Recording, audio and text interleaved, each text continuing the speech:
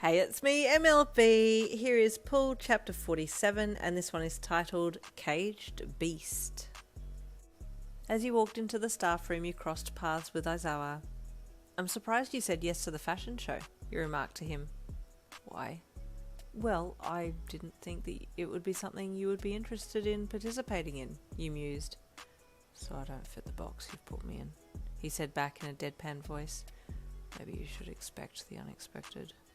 And with that he passed you and left, leaving you very confused. What the heck was that? What kind of a riddle was that?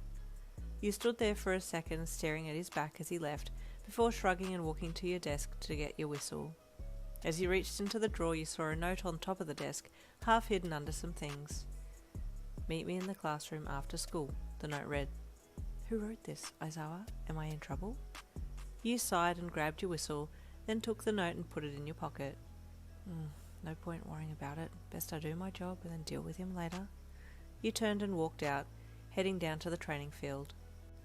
Although you told yourself that you wouldn't think about Aizawa and his note, you found your mind constantly walking to the door that you had put that thought in and poking its head through occasionally, just to make sure the worry was still there.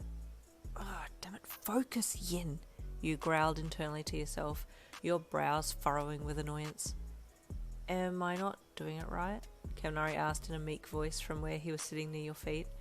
You pulled your attention to him, and then quickly let your face relax, not realizing that you had been frowning at him for the last 10 minutes. "You're fine," you said hurriedly. "Sorry, I was just thinking about something else. Your form is good. Keep going." You now had the students doing sit-ups between laps, and they were all holding up quite well. "How much longer do we have to do this?" he wheezed. "I'm about to die." "Stop being so dramatic. That's Ayama's job," Jiro panted from beside him. "Whee!" Ayama wheezed from the back. You glanced at your watch and saw that it was close enough time to the end of class for them to stop. "Okay, done," you said. "Get up and walk the last lap to cool down, then go and change. Well done today." You gave them a small clap, and they got up and dragged themselves the last lap around. Ugh, not long now before the big talk with Aizawa. Your face fell. As the students returned to you, you sent them off to go and get changed, and then went back to the staff room to put your whistle away. "Did you get my note?" Aizawa asked in a low tone as he approached your desk. "Am I in trouble?" you asked, looking at the desk and not at him. "Far from it," he replied bluntly before walking off.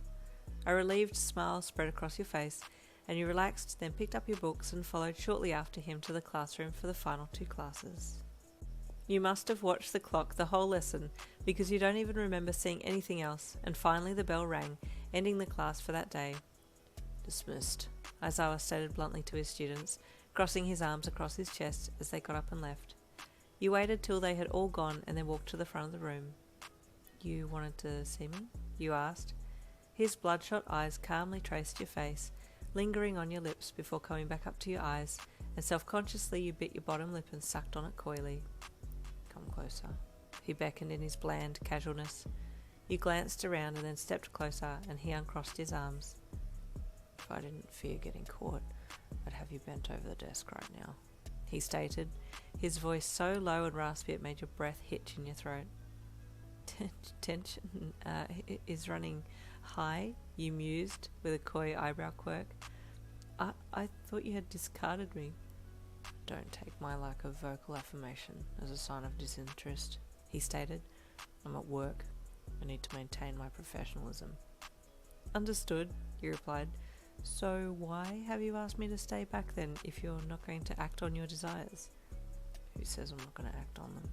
he asked as he reached out and took your hand in his, then pulled your body against his, walking backwards until he was up against the wall, in a spot where people wouldn't immediately see if they walked past the room.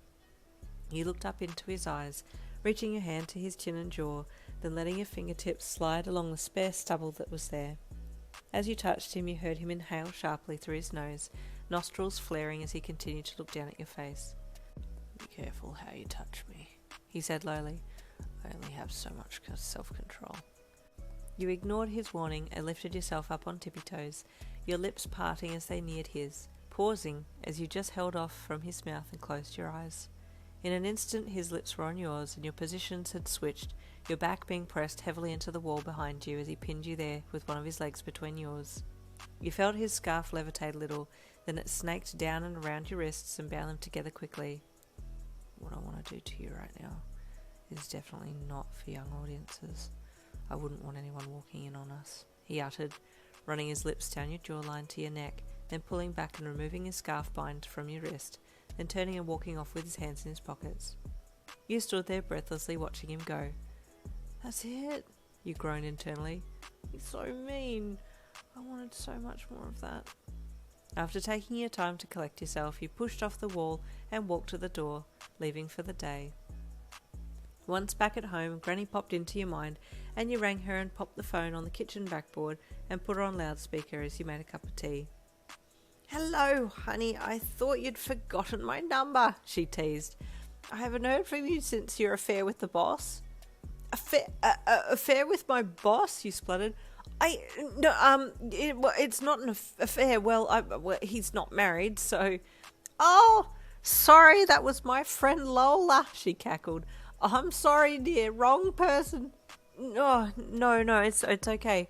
But I do need to talk to someone about my boss. I seem to be in a little bit of a mess. And there ends chapter 47. Stay tuned for chapter 48 coming tomorrow.